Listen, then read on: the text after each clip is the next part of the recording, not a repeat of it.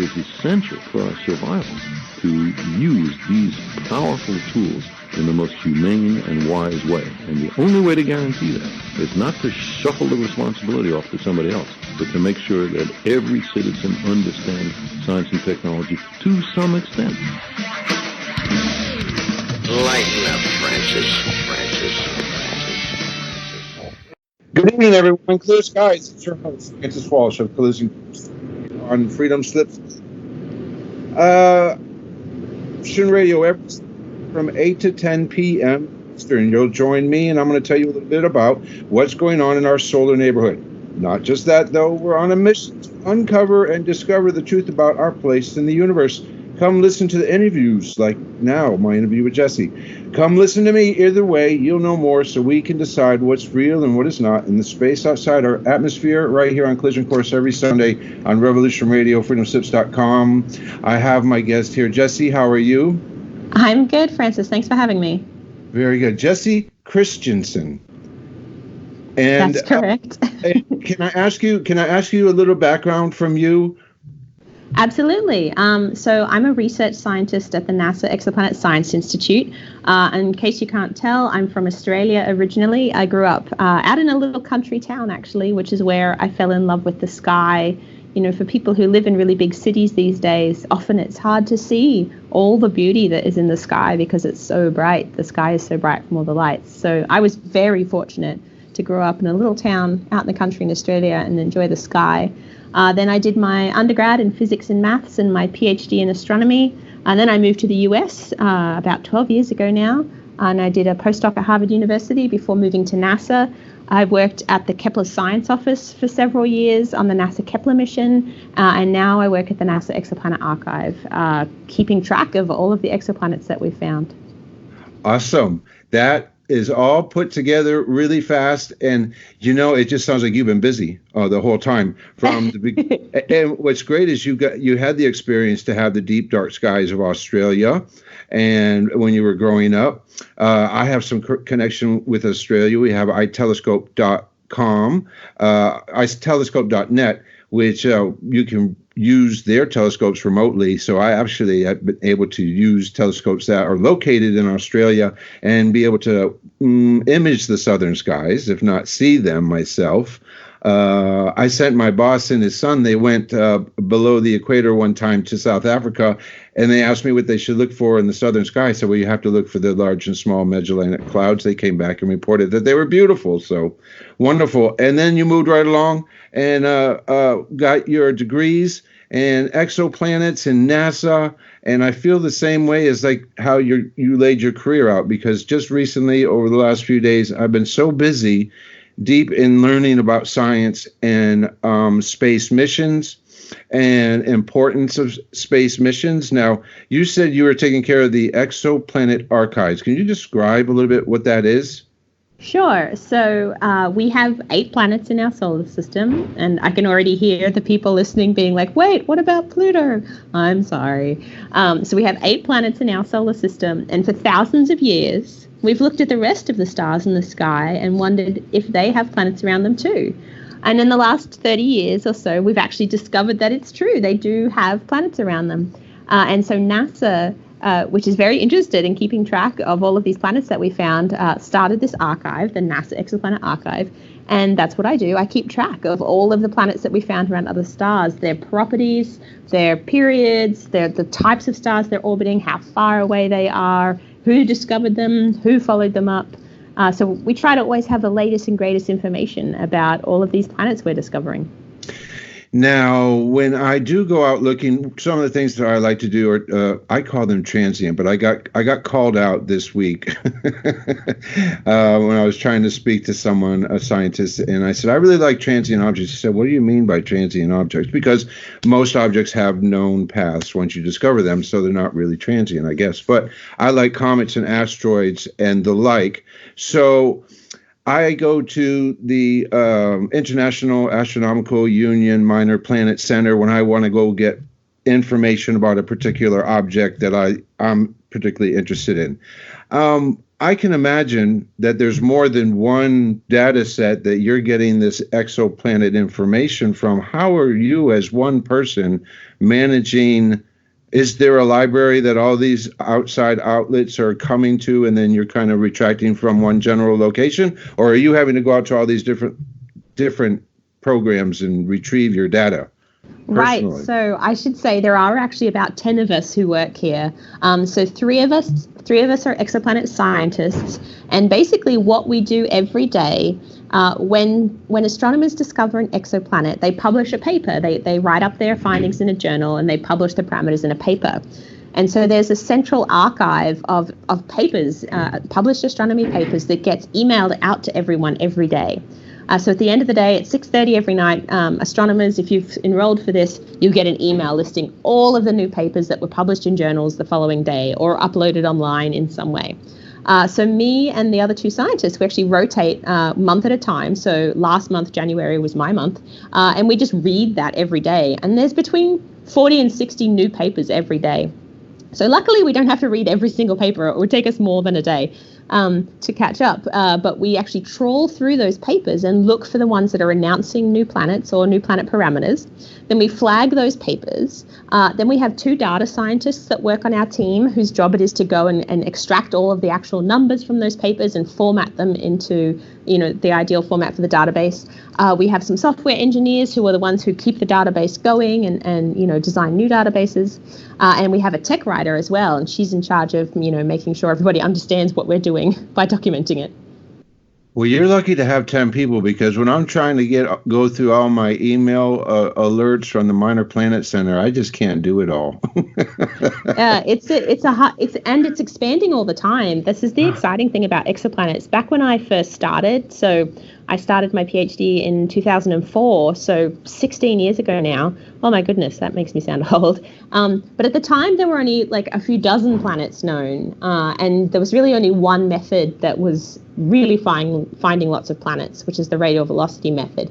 But since then, we've developed all these new instruments and NASA missions and new techniques for finding planets, and now we have thousands and thousands. We've got over 4,000 planets in our archive, and we have tens of thousands of candidates. So those are signals that people have seen which might turn out to be planets, but they might turn out to be false positives, something else that just looked like a planet for a minute. I thought of a question while you were saying that. Are we able to use the data that we know of our own planets and compare it to some of that data that's coming in from exoplanets to easily get information from the information that we're receiving from a potential exoplanet? Like, I don't know, when you're looking at it in a particular wavelength, it's going to return the same signal as if you were looking at Jupiter, or if you're looking at this object through. Now, your radio is basically the brightening and the brightening and dimming of the star as this planet passes in front of it. So that's the transit method that you're thinking of. So when the planet transits in front of the star, it blocks some of the light. The radial velocity method is, as the planet is orbiting around the star, it's actually tugging on the star and moving the star a little bit towards you and then a little bit away from you and then a little bit towards you. And if you look at the spectrum, if you spread out the light from the star, you can see that the star is moving towards you or away from you. But the reason I have a really big smile on my face is because that was a really good question. And actually, we're working very hard right now on extrapolating what we know about planets in our solar system to the planets that we're finding around other stars. And in fact, right now, there's a conference going on in Houston called Exoplanets in Our Backyard. Yes, I was there. I mean, this is all the part. Yes, this was a big week. This is Seek week. This is a big week right here in Houston for astronomers and educators. That's awesome. Well, I'm glad you were able to catch some of it. I've been listening to it from here in Los Angeles because luckily they're live streaming it. Nice. And so it's really interesting because when we were imagining the planets that we would find around other stars, we always started with our solar system, right? Because it was the one that we knew. And our solar system has a very particular architecture. If you look at it, we have these inner planets that are all small and rocky. Then you have the outer planets, which are all big and icy or gassy. And then you have this like belt of material out past that, some of which have grown to be bigger sized things and some of which are still very small. And so when we were thinking about what planets might look like around other stars, a lot of people were imagining that's what it would look like. And in fact, of these 4,000 planets that I mentioned, we haven't found anything that looks like the solar system yet. All of these solar systems that we're finding, these planets around other stars, have completely different architectures. They have gas giants right next to the star. They have 7 rocky planets inside the orbit of Mercury in our solar system. So 7 very, very, very close rocky planets. And yeah, there's all these amazing architectures and varieties of systems that we're finding that just don't look anything like our solar system. So there's a limit. Sorry, go ahead. That's such a perfect zone to ask some questions, though. When we're looking at solar systems and we look at our solar system, well, we know how old our solar system is and how potentially long it took to get in its position. And there is some debate as far as where our gas giants meandered from or to, because I've interviewed someone like Dr. Renu Malhotra, who believes that maybe Jupiter came from the inside and moved out, but most of the word these days is that it was out and moved in. But that's up for debate. But let's look at the exoplanet solar system. Is the gas giant in close to the star because it's a young system and it needs to get 5 billion years old before we're more like our system, right? Are we looking at these types of things? That is a good question. So we are looking at very young systems. These hot Jupiters that we found, so these gas giants that are very close to their star, are actually in old systems. So we think that gas giants have to start pretty far away from the star in order for there to be enough gas and material to all come together and create a gas giant. So we think that they start far out and then some fraction of them migrate in. They interact with a disk of material that's still there while the planets are forming. Maybe they interact with other planets in the solar system. So for instance, what you just mentioned about Jupiter swapping places with Saturn, if that had happened a bunch of times, Jupiter might have hopped all the way into right next to its star. So yeah, there's all of these really interesting ways you can look at these planets from all sorts of different directions, age and size and temperature. It's very wild. Oh, left field question. Now that we talked about Jupiter, and this probably isn't your perfect field. Do you know of Jupiter? Is it moving closer to the sun or moving away from the sun? No, I have no idea. Right now, it's in a very stable orbit. We don't think its orbit is changing appreciably with time. That's good. It's probably exchanging energy with some of the other planets. So what we see when we look at solar systems around other stars is often we find planets that are in resonance with each other. So their periods are related. Yeah. So for instance, like some of the moons of Jupiter are in resonance. So when planets are in resonance, they can basically transfer energy to and from each other quite easily. And then you get orbits that are evolving and migrating and shifting. But Jupiter's kind of a little bit out there on its own now. One of the things we've noticed about our solar system compared to other solar systems is right now, looking at the data sets, our solar system's pretty empty. I mean, we're finding so many planets around other stars that are crowded in, heaps of planets crowded in close to the star, whereas our solar system is pretty, relaxed and separated and isolated. All the planets are pretty well ignoring each other at this point. Yeah, and the educators this week taught me a great little lesson that I can hand out to people as I'm teaching them about the scale of the universe using a piece of, a 3-foot piece of paper. I got it totally wrong because on the 3-foot piece of paper, they say, well, put down where you think the planets are laid out. And then they tell us how to divide it in half and divide it in half. And then your last little inch is where the Mercury, Venus, and the Earth go. And right. I failed that terribly, but it's a great thing to pass along. So archive and exoplanets. An archive tells me there's a lot of information. And when you add on to that you're breaking down each exoplanet in different, in so much wavelengths or categorizations, and you're looking at it with different filters and et cetera, et cetera. And now you just told me a little bit right before the show, I think, that there is a time period where all of you have to come together and find out which information inside the current archive, is going to be most important in the immediate future, so you reorganize it. Tell me about what's going on with, I thought of an audit right away, but it's more of a reorganization. Sure. So every 4 or 5 years, NASA looks at all of its archives. So it has the Exoplanet archive, but it actually has 4 or 5 other archives of all of the data. one of the great things about NASA is because it's all publicly funded, it's all taxpayer money, all of the data become available, but that means they have to be hosted somewhere, they have to be archived. So NASA has all of these different public archives of the data that have been acquired from these amazing missions. So every 5 years, NASA kind of looks at them all and says, okay, what have you guys been doing? How have you been trying to maximize people's access to and use of these amazing data sets? And what are you planning to do in the future? So for instance, exoplanets. So I said exoplanets is booming, right? Like there's more and more discoveries coming in all the time. But another thing that's booming is the number of different types of measurements we can make of exoplanets. So we're learning how to take their spectra. We're learning how to measure their spin rates. We're learning how to measure their obliquities, their angles, the angle of their orbit compared to the orbit of the star, which, is the sort of thing that creates seasons on Earth, the fact that we have an obliquity to our orbit. So one of the things that we have to do is look at all of the forthcoming data, which includes thinking about the missions that are going to launch in the next 5 years. So, for instance, the James Webb Telescope is going to launch in a year or two, Yay. hopefully. And it's going to be able to take these huge suites of data on exoplanets. So we need to be ready for that. We need to have the right tools in the right places for those data to go. So that's the sort of thing we're thinking about. It's going to change the face of astronomy. Absolutely. And people's knowledge, people's ability to learn about farther out than ever before. Yeah, for sure. It's, not just exoplanets, but also cosmology and our understanding about galaxies. James Webb is going to really, it's the next great observatory. It's very exciting. We'll all be even more excited when it actually launches and unfolds and is working on sky. I have a question. Left field. You get a lot of data from ground-based telescopes, yes or no?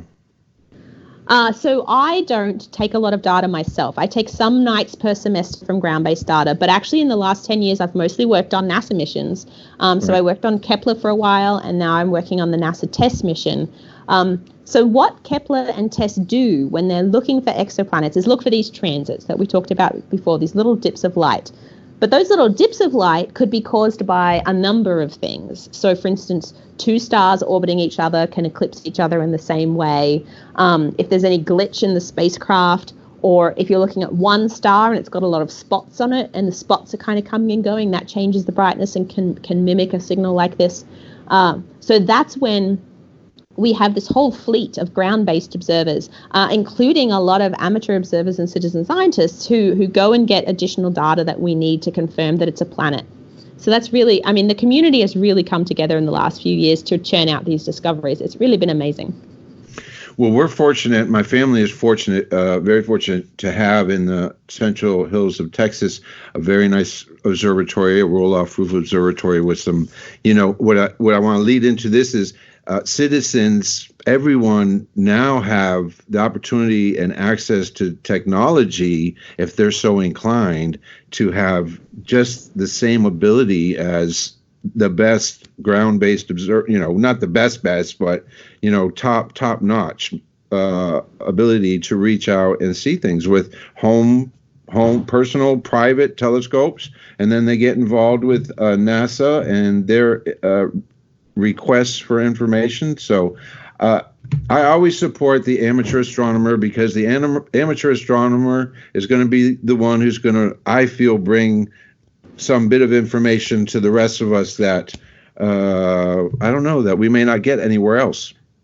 Well, and it's just, if you have a telescope that can track and you have a CCD camera on the back, you can contribute to astronomical discovery with the professionals. It's very cool. And the real strength, I think, of amateur astronomers is, the number of them who can cover the discoveries that we have. So our problem at the moment is coming out of tests. It's like a fire hose is what we talk about. It's just so many candidates coming out so quickly that we, the fairly limited number of professional astronomers there are working on exoplanets and specifically working on tests, can't actually follow them all up ourselves. But we have this army, like these hundreds of people around the world who go out every night and they'll follow up these candidates and they'll say, yes, this one looks good. No, this one doesn't look good. And it's invaluable. It's an incredible resource that they're volunteering to these projects. Let me ask you, because I actually have a lot of amateur astronomers that listen to the show. How does someone go about that? Not that you probably know exactly, but if you could lead someone in a direction, what would you tell them? I, in fact, do know exactly because I'm on the steering committee of the follow-up observing working group. Steer away. Steer away. If you are interested in helping the NASA test mission confirm exoplanet candidates, as I said, if you have a telescope that tracks with a CCD on the back, you're 99% of the way there. What you need to do is to contact Karen Collins. Her name is Karen Collins. She's at the Harvard-Smithsonian Center for Astrophysics. She's the chair of the group that is coordinating the amateur astronomers. So if you contact Karen, she'll basically get you to submit some trial observations and basically say, yes, these were good enough, or no, here's what you need to do to improve them. And then once you do that and you get approved, you're in. And then you get added to this mailing list where basically every week new candidates are getting added. And then you can go out and contribute. I'm going to do that. Absolutely. And if you contribute enough, then you get to be on a co-authored, you get to be a co-author on a refereed scientific discovery paper. Now, of course, my father-in-law, my favorite friend, Bobster Bob, if you're listening, that means I'm going to be asking for you to point your telescope in a certain place once in a while. Which, being family, he does because he loves me. Mm-hmm. So, and I love you too, Bob, and I love you too, Debbie, and I love everyone who's listening, and I love you too, Jessie Christensen, for joining me during this discussion. It's not over yet, and sharing with us about the exoplanets. Now, do you have experience or knowledge about science choosing and picking which space mission is going to be picked? Yeah, so actually, we're in the middle of this process right now. Every 10 years, the astronomy community in the US gets together and talks about what our priorities are for the next decade. It's called the Decadal Survey. Comes out every 10 years, so we're doing the 2021 right now. And basically, it's a survey of the whole community. There's a whole bunch of panels that get together with, different expertise. So there's like an exoplanet panel, there's a space mission panel, there's a cosmology panel. So all of these different panels are basically canvassing everyone and saying, what do you think the priority is? And then they take all the feedback and synthesize that into a set of recommendations for the National Science Foundation and for NASA. So NASA takes those recommendations and uses those to help choose the next set of missions. So NASA's trying to balance a whole bunch of things when it does that. So NASA'd like to keep a good balance of sizes of missions. So not all small missions or not all medium missions or not all big missions, but a big suite. So you have like a flagship and then you have some medium-sized missions and then you have some small missions. So they want to balance that. And that, helps balance risk. It helps balance science return. We were once in an era with 4 great observatories operating at the same time. We had Chandra and Compton and Spitzer and Hubble. And now, Spitzer actually just last week got decommissioned. Yes. Yes, and Compton was gone a while back. That was the, I was going to say X-ray, but that's Chandra. Now I don't remember which one was Compton. Gamma ray? Gamma ray, maybe. Yes. Yes. And so we're running out of great observatories, which is why it's exciting. So what's left? What is left? So Hubble is still going. Hubble is way past its shelf life. I mean, those servicing missions really, really kept it going for a long time. And then Chandra, I believe, is still operating as well. Okay. So we have 2. It's moving so fast, it's hard to keep up with who's alive and who's not. I know. And, it's. But they left us with a lot. They left us with a lot of data. And they did. So the archives are doing that. They're, keeping the legacy of these missions alive. And you try not to get too sad because there are so many discoveries yet to come. But it is there's a little moment when you have to turn off a spacecraft where you're sad that it's over. Now, let me ask you, after the deck is shuffled, is there a place that the old cards go to? Right? There must be a main repository, right, for your archive that isn't as important anymore? So there are certain levels of NASA data that are required to be maintained somewhere, but there are higher level products which are derived from those raw data that can, sometimes there's just a decision those aren't useful anymore in that format. Often they're backed up to tape off-site somewhere, so they never truly go away. I don't think we've ever thrown away a single bit of information, but they do get retired in a sense. They get, saved to tape, the tape's backed up off-site, and then we just don't serve them anymore. I mean, our goal as an archive is to, make the community as able to do science as possible, right? We want to enable the scientific community to exploit all of these data as much as they can. So we want to host the most useful form, the most useful derived products, the best tools to get into that. So that does mean that sometimes older data products get, just superseded by newer data products. Here's the big question. Is it accessible by someone like me? So yeah, all the data are publicly available. So if you go to the NASA Exoplanet archive right now, it is aimed at exoplanet professionals, but there are links to, our public-facing websites. Enough data that would keep me busy.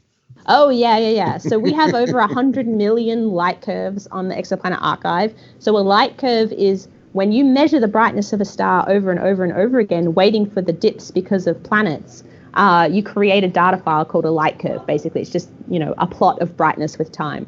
And so we have over 100 million of those, which are there for anyone to look at and see if they can find more exoplanets. We host these survey data as a service to the community.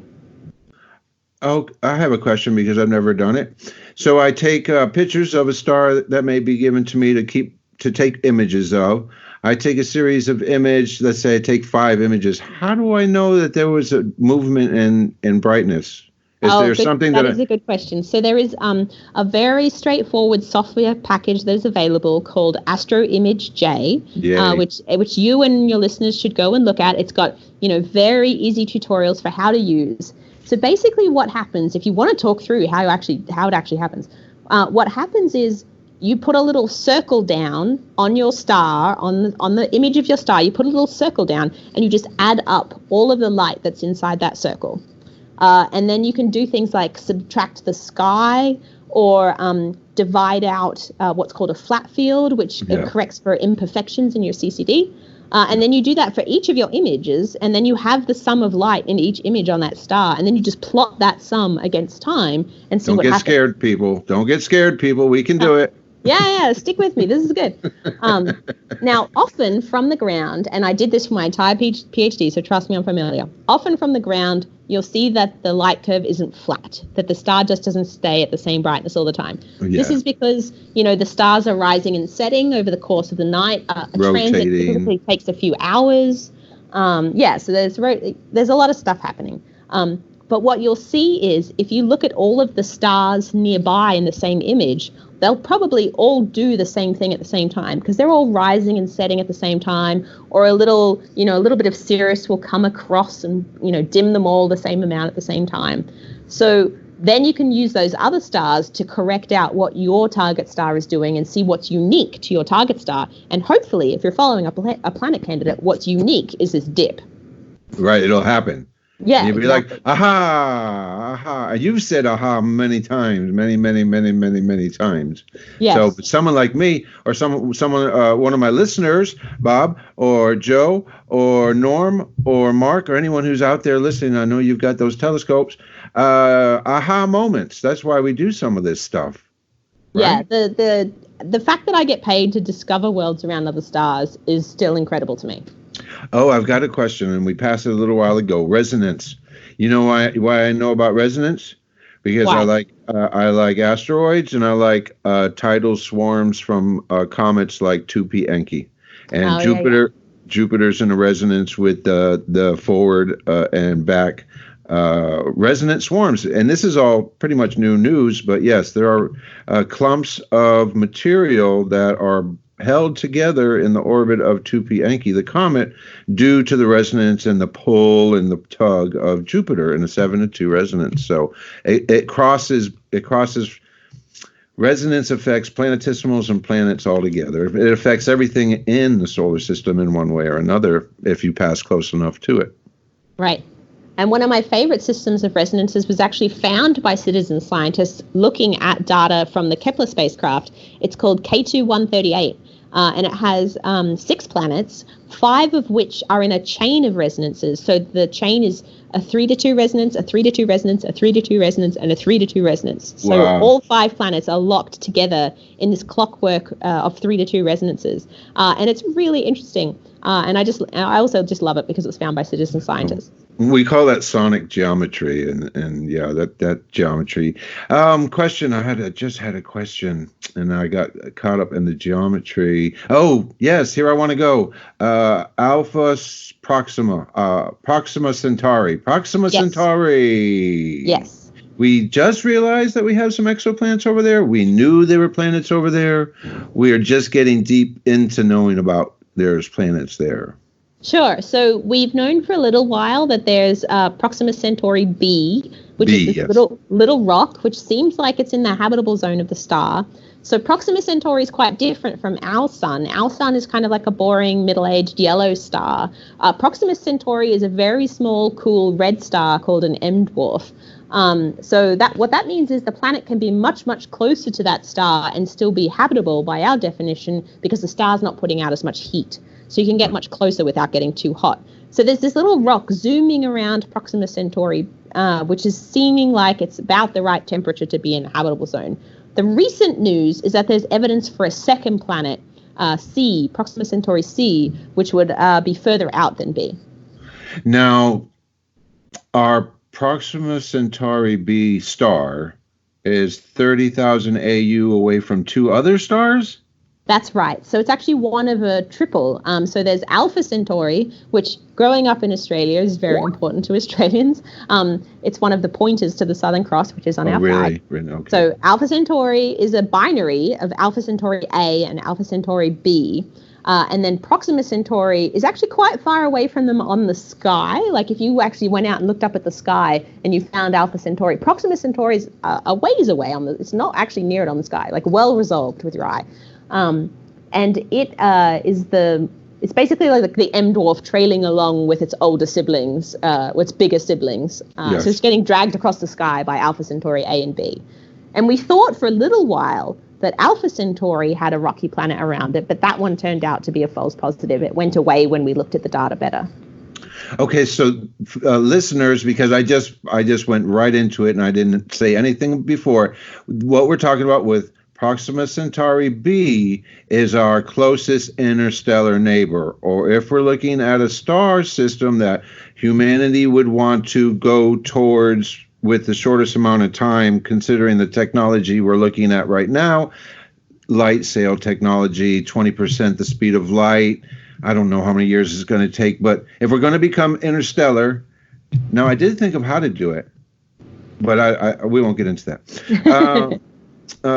Because you should contact the Breakthrough Initiative because they're the ones who are working on it. So if you have ideas, they're the ones you want to tell. I interviewed Avi Loeb twice, once on Oumuamua and once on S.I. Borisov. And I love Avi Loeb. And we love Avi Loeb. All our listeners love Avi Loeb because he thought outside the box and was willing to stand up to that. And we love him for that. Yes. You know what I'm talking about. His, just the way he looked at Oumuamua was perfect for me, and that's fine. Mm-hmm. Love him. So listeners, Proxima Centauri B, star system, probably the closest one. If we're going to be humanity and become interstellar, we're probably going to head in that direction. So it's important because now, they found, at first they're looking at, well, what star is the closest? And now the exoplanet hunt and the research and the technology has come together. And we've known for a little while now there's a rocky planet out there. And we just found out there's another one. Now, you used the word zoom. And when you said zoom, that put the zoom in my picture in my head. So when you said zoom, my head's telling me, was he zooming too fast for us to do any good on it? So when I said zoom, as in the planet zooming around the star? Yeah. Yeah, so it's, I said zoom because it's going around its star with a shorter period than our Earth. So I actually happen to be sitting in front of the Exoplanet archive right now, so I can tell you what its period is. It's pretty short. What's the Proxima Centauri? Did you think of one that was like the fastest that went around its star? So Proxima Centauri has a period of 11 days. So that means its year is only 11 days long. We actually have very short, we call them ultra short period planets that are in the archive that have a period of just a few hours. Oh, my goodness. Yeah, so those, we actually think that some of them are just evaporating, like disintegrating before our eyes because they're so close to the star. So exciting, though. There's so much motion.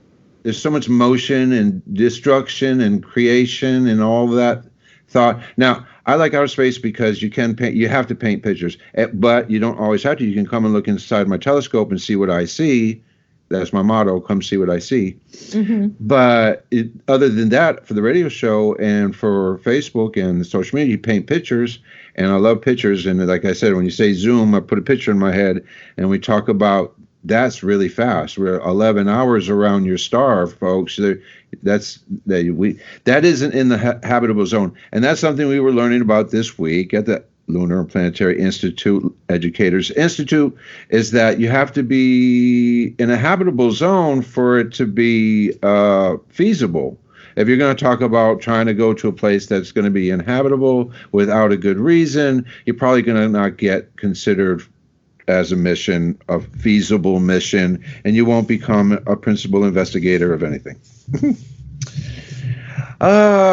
So let's see. Let me ask you the question. That question is, what's the most exciting thing? If I didn't say it, and I'm sure I probably didn't, because I'm not expert on this. What's really exciting? What's the next thing? What are we looking for next? I mean, we talked about James Webb Space Telescope, and I exaggerate, and I tell people, well, it's going to be so great that maybe we'll be able to see some, like we see the on Europa, we see all the lines of the cracking ice. I mean, we're going to be able to reach out farther and see some of these exoplanets with much better, much better. Right? So James Webb is exciting. We're not going to be able to take images, like pictures of things like the way we have pictures of Europa. The way we'll be able to examine atmospheres of exoplanets with James Webb is, there's a couple of ways, but in particular, when the planet goes in front of the star that it's orbiting and transits its star, then the starlight goes through the atmosphere of the planet. So like Earth has this very thin atmosphere around it. So if you imagine Earth going in front of the star, some of the sunlight will go through the atmosphere. Mm-hmm. Then the molecules that are in the atmosphere of the planet will block the light at the wavelengths that they absorb at. So water absorbs at certain wavelengths and methane absorbs at certain wavelengths. And that spectrum gets imprinted on the starlight. So one of the reasons we're really excited with James Webb is that one of the things that we uncovered when we discovered exoplanets was a whole new class of planet that we don't have in our solar system. And you can call it either a super Earth or a mini Neptune or a Neptini, I like to call them. That's a new one. I'm going to remember that one, Neptini. Yes, that's my new favorite. So these are the most common kind of planet that we found, and they fall into a size gap in our solar system where we don't have a representative type of planet like that. So they're kind of a bit of a black box to us at the moment because we're still trying to work out, are they rocky? Where do they stop being rocky and start being volatile rich like Uranus or Neptune? So lots of gases and ices. And where do they come from? And what are they made of? And do they have atmospheres? And, if there's one in the habitable zone, would it be habitable? Probably not, because the pressure at the surface, if it has an atmosphere, would be way too high. But this is the sort of cool thing we get to think about. We get to do all these cool thought experiments with this whole new type of planet that seems to be very common. And it seems weird that we don't have one in our solar system, given that we have 8 planets. So that's really interesting. It's a mystery. Is a Neptuni normally have a certain distance away from its star? Oh, that's similar. So we see they come in very close. We see them at periods of just a few days. And so far we see them extending out to a few hundred days, which is about as far as our sensitivity goes. So if you extrapolate out, it seems like they're very common. It seems like most stars have a super Earth or a Neptuni around them. So that's really exciting, that they might be the most numerous kind of planet in the galaxy, which is why it would be so cool if James Webb finally showed us what they were. I just came up with another question. So now we're talking about extreme trips around their star, and this makes it probably easier to detect.